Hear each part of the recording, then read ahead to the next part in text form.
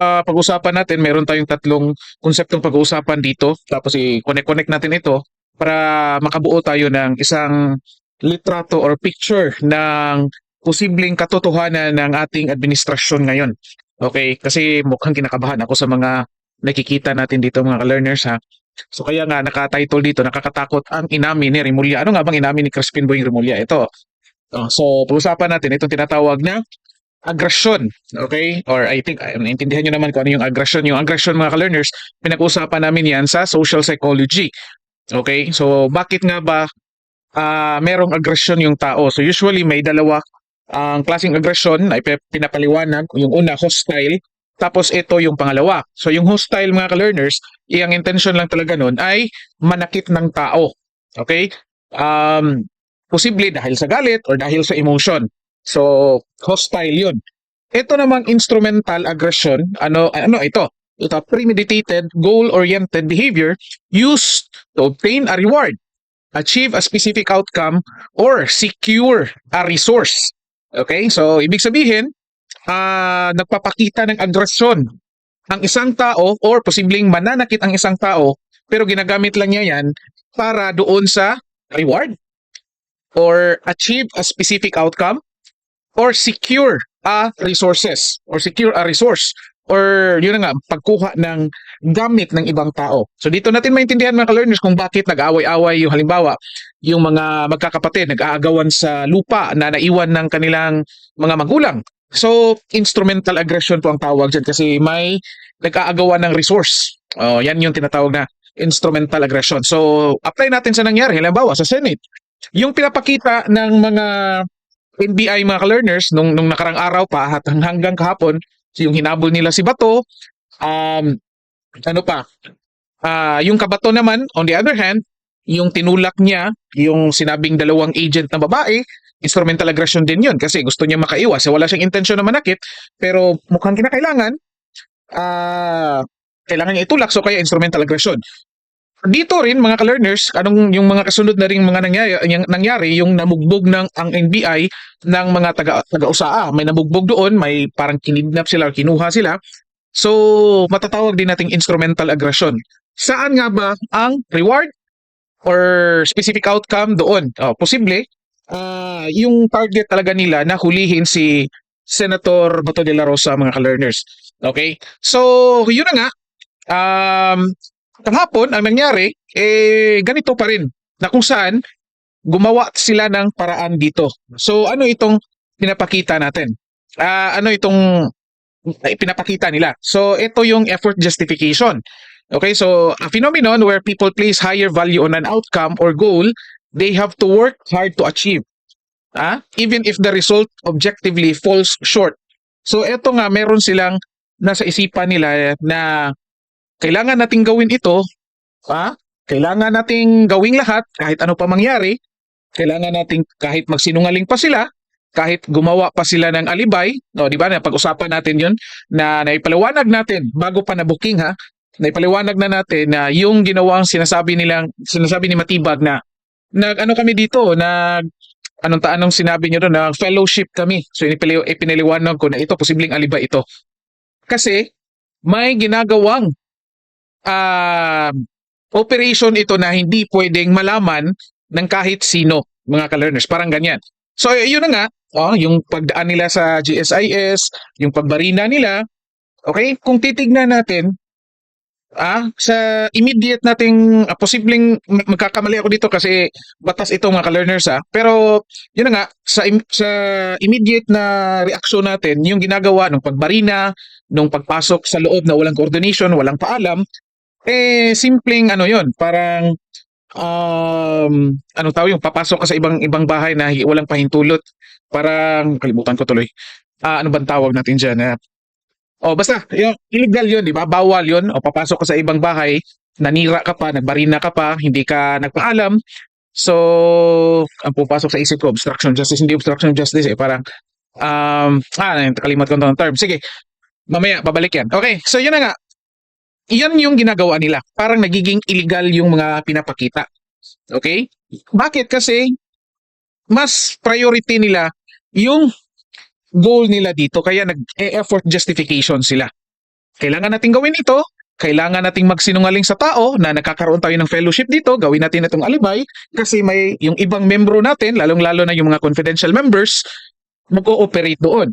Para kapag mabuking doon, sasabihan, oh, nandito kami lahat. Katulad nung nangyari nga. 'Di ba?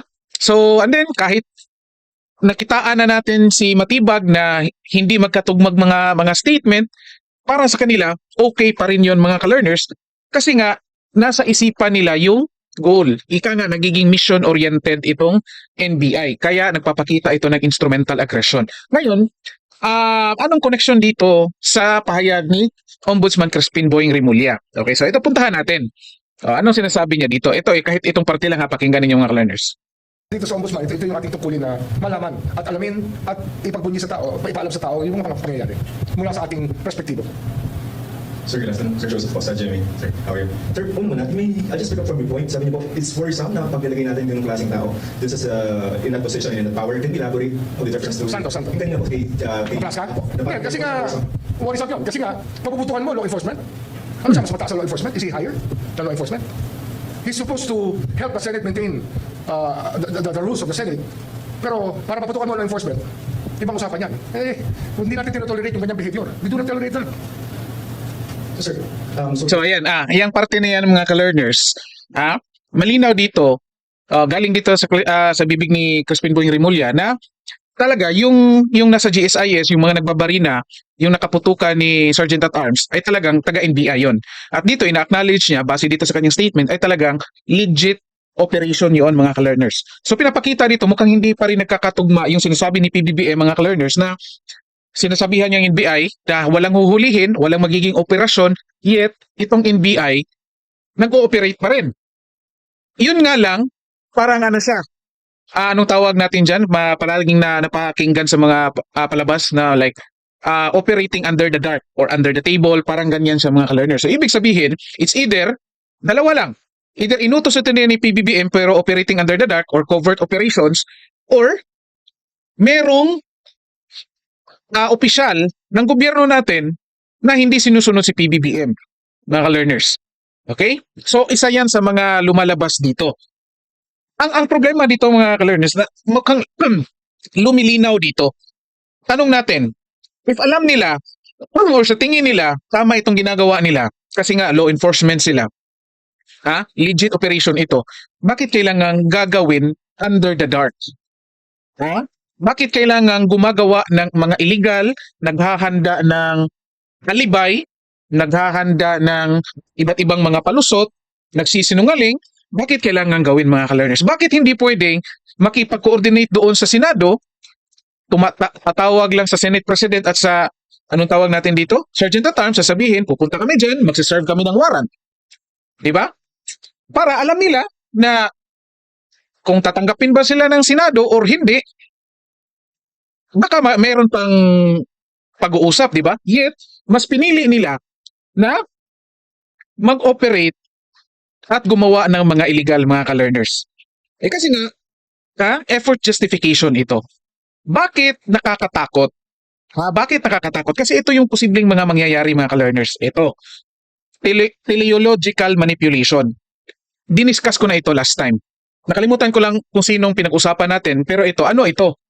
The intentional shaping or altering of behavior, systems, or narratives by heavily emphasizing their end goals, purposes, or intended outcomes. So, ibig sabihin, ito'y opposite doon sa the end. The means does not justify, or the end does not justify the means. Ito yung kabaliktaran. Ibig sabihin, kahit ano pang gawin mo, illegal man yan or legal, basta importante, makuha mo yung end mo, maka-achieve mo yung target mo or goal mo or matapos mo yung mission mo. Ma-successful yung mission mo. So, hindi imposible mga ka-learners na totoo yung allegedly sinabi ng NBI na nahuli na hulihin si Bato kahit may mga masaktan pa. I think narinig nyo yan.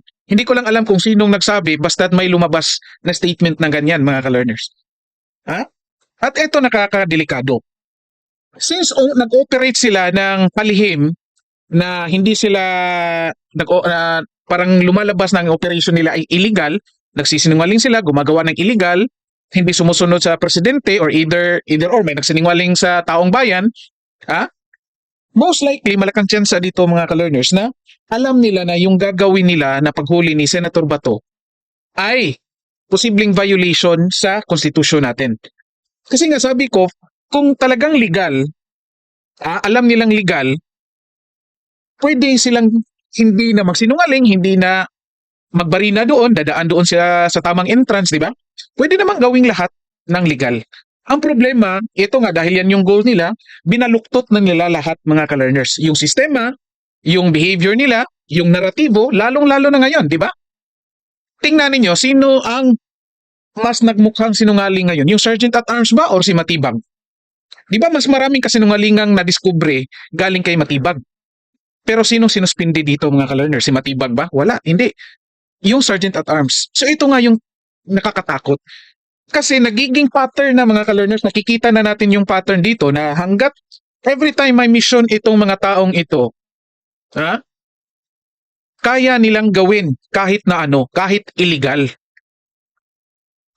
Nakikita ninyo yung pattern? No, balikan natin. Nangyari kay PRRD. Balik pa tayo sa nangyari sa KOGC. Sa tingin nyo ba, yung nangyari sa KOGC na ginawa ni Torre, walang mga illegal na ginawa doon? I think meron kayong ma-identify, di ba? Na merong mga illegal. Bakit nangyayari? Kasi mission-oriented, nag-i-effort justification sila. Kaya nagpapakita ng instrumental aggression. Punta tayo kay PRRD. Anong ginawa? Ganun din. Di ba? Muntik na ngang saktan ni Torre si PRRD kahit matanda na. So dito nagpapakita na kahit nasa isipan mo na kailangan mo itong respetuhin kasi former president, matanda na, yet binabago mo para lang sa mission. Binabago, sinisira mo yung sistema, hindi kayo sumusunod doon sa idea na foreign ano ito, kailangan idaan sa local court. Sinisira ang sistema para lang ma-accomplish yung mission. Nakakatakot kasi since kaya nilang gawin ito, kaya nilang gumawa ng illegal para lang sa mission mga ka-learners, malaking tsansa na pwede nilang gawin ito kahit yung magiging biktima nito ay hindi kriminal. Ito, tingnan natin. Bakit nga ba atat na atat sila ipadala si PRRD at si Bato sa dahig? Di ba? Kasi PRRD at si Bato kalaban ni PBBM. Malinaw yan. So ngayon, kung meron pa silang na-perceive na kalaban, lalo na kalaban ng administrasyon, kasi ito under ito ng mga administrasyon. Ito si Remulla, dapat hindi ito under, pero base sa mga lumalabas dito sa kanyang bibig mga ka-learners, mukhang sangkot siya dito mukhang alam niya itong operation ng NBI dito. Kasi siya nagdidepensa ngayon dito Di ba? Siya nagdidepensa, mukhang alam niya ito. So, kahit dapat siya, neutral siya, yet lumalabas dito na kasali siya dito. So ngayon, ayan, kalaban nila, si Bato, gusto nilang dalhin kaagad kahit anong mangyari. So yun na nga, yan yung anong tawag natin dyan, nakakatakot na ilang beses na itong nangyari. Hindi lang isa, hindi lang dalawa. Kaya kung puntahan natin kung sino nga ba mga nagiging kalaban ngayon ng administrasyon. Puntahan natin the recent lang, yung sa PGMN. Ako wala akong pakialam doon mga ka-learners yung nangyari sa PGMN. Hindi ko kilala yon. Okay? Yung pinapanood ko lang sa kanila, si CJ Hero lang kasi maganda. Diba? Pero, kung titignan natin, nung una sabi ko, ito may-ari, alam ko mayaman ito. Tapos, medyo imposibleng isipin na isang ordinaryong Pilipino kayang kalabanin o extort si Martin Romualdez. Isipin nyo yan. Ordinaryong Pilipino, kahit alam natin mayaman, pero yet, Martin Romualdez ang kakalabanin mo? Siya pa yung hihingan mo ng pera? Walang matinong tao siguro, walang matinong Pilipino mga ka-learners na kilala si Martin Romualdez ang maghihingi or mag-i-extort ng pera kay Martin Romualdez. Yan yung initial na tingin ko. So ngayon, sabi naman ng PGMN, kami, parang, yun na nga, parang, daw sila, tinrap. Gano'n naman talaga yung entrapment. So, again mga ka-learners, parang kaya nilang, yung gobyerno ngayon, under ng executive, ito, NBI, DOJ, ano pa, kaya nilang gawin lahat, kahit illegal, basta kung ikaw ay kalaban, basta lang tumahimik ka. Parang ganyan. Bakit pa natin nasabi ito? O balikan natin yung skandal ni Matibag, hindi ibang skandal, yung recording scandal niya. So, na kung saan, alam niya mismo kung anong gagawin na pwede kang tikloin na walang ebidensya. No. Legal ba yun? Hindi, di ba? Bakit nakakatakot? Again, nakakatakot yan. Sino pa ngayon ang handang kumakalaban sa administrasyon? Kaya nilang gawin ito, mga ka-learners. Ganitong klaseng gawain. Worst pa ito sa inaakusa nila kay PRRD at kay Bato na EJK. Ako nga personally alam ko na gawa-gawa lang yung sinasabi nilang EJK kasi may personal experience ako na i-share ko na ito dati dito sa channel natin, isa sa mga live natin.